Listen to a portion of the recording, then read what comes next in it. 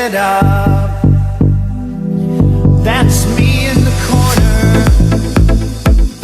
That's me in the spotlight, losing my religion, trying to keep up with you, and I don't know if I can do it.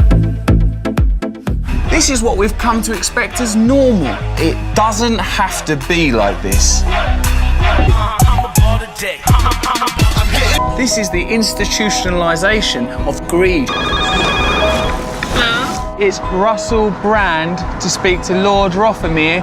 Say it's about living here and taxes. Hello? Every crisis is an opportunity to change the system, to change direction. Power isn't there, power is here. That's amazing.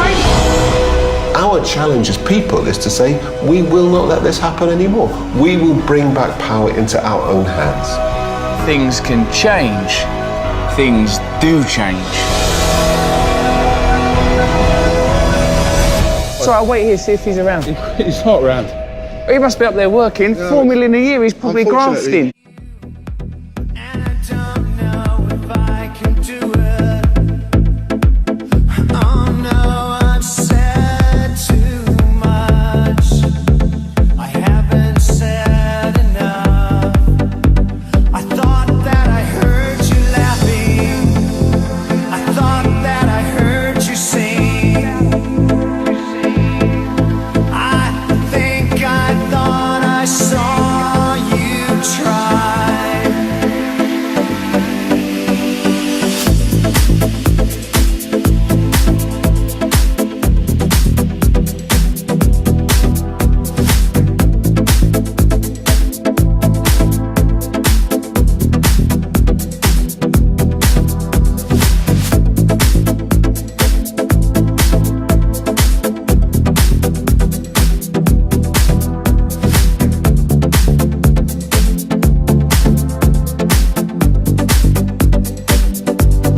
Every whisper of every waking hour, I'm choosing my confessions, trying to keep eye on you, like a hurt, lost and blinded fool. In the 1950s, Ash addressed this question using very concrete stimuli. He assembled groups of 7 to 9 college students in a classroom for an experiment ostensibly about visual judgment. He then presented a series of cards like this.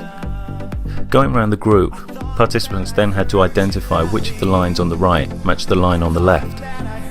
The twist was that in reality, all the participants except one were Confederates of Ash, who'd secretly been instructed to give the wrong answer on 12 out of 18 sets of cards, starting with the third set. Ash tested 123 subjects. In normal circumstances, subjects gave incorrect answers less than 1% of the time. With the social pressure of the Confederates applied, that shot up to an incidence of around 37%, with 74% of subjects conforming to the majority on at least one critical trial. Subjects didn't necessarily conform straight away. Some started out defying the group for a couple of rounds, but became gradually more hesitant and quiet before conformity eventually kicked in. Ash proposed that conformity could be explained by distortions occurring at any of 3 levels: perception, judgment and action. At the action level, subjects believe the majority are wrong, but go along with them anyway. At the level of judgment, subjects perceive there is a conflict, but reject their own judgment, concluding the majority are right. At the level of perception, subjects' perceptions are genuinely distorted by the majority answers. A recent neurological study by Burns and colleagues investigated these 3 explanations, using magnetic resonance imaging to examine the brain activity involved in this social phenomenon. 32 subjects were tested in all, and this time the task involved mentally rotating 2 3D objects to decide whether or not they matched. As with Ash's experiments, the rest of the group were Confederates instructed to give predetermined right or wrong answers. Consistent with Ash's findings, subjects on average conformed 41% of the time. But of course the main thrust of this experiment was to see what parts of the brain were associated with this conformity. If conformity occurred at the level of perception, areas like the occipital and parietal lobes used in visual spatial awareness would be expected to show activity. If it occurred at the level of judgment and action, other areas would be predicted, such as the orbitofrontal cortex used in decision making. The MRI scans showed activity in the occipital-parietal network, supporting the perception explanation. If it's true that subjects' perceptions are genuinely distorted, that means that group opinion has the potential to affect an individual's information processing on a very profound level. Now, I'd suggest it's not possible to generalise these results back to Ash's subjects. I'd suggest there's a substantial difference in difficulty between the two tasks, so that with the rotation task, subjects might well be more prone to rely on other people's judgments. To be sure the same brain processes are at work in Ash's experiment, subjects would have to be tested doing his single-line task. And even though the perception explanation was supported here, we know that the other two processes do exist.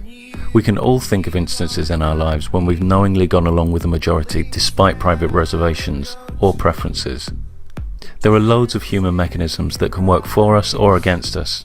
Our pattern-seeking behaviours led to all kinds of scientific breakthroughs, where we've correctly identified valid patterns in nature. It's also given rise to all kinds of irrational superstitions, where we've imagined patterns and relationships that have no basis in reality. Weaver argues that we assess an opinion's popularity by how familiar it is to us, how many times we've heard it. And unfortunately, our brains don't always distinguish between an opinion expressed by many individuals and an opinion merely repeated by the same few. We can be self-defeating in our conformity. Say we have a group of people holding opinion X. Unbeknownst to the group, half of them secretly disagree, but due to the social penalties they've seen dished out to a few individuals who have disagreed, they keep quiet. By conforming, we add to the statistics of groups we don't actually belong to, and perpetuate the idea of majorities who may not actually exist. Imagine if none of us conformed in that way, how that would change the social landscape.